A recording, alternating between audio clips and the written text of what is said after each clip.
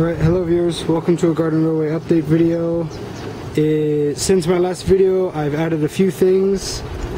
We now have a bridge, a switch and a siding, and the houses have moved around a bit. The saloon and yellow house are now up on the hill.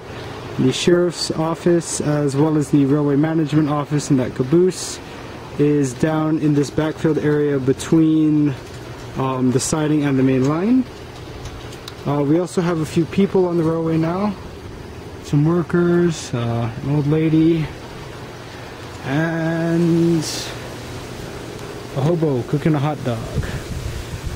So I'll show you guys some videos of the different locomotives I have running around my simple little loop here.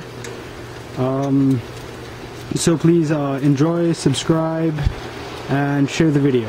Thank you.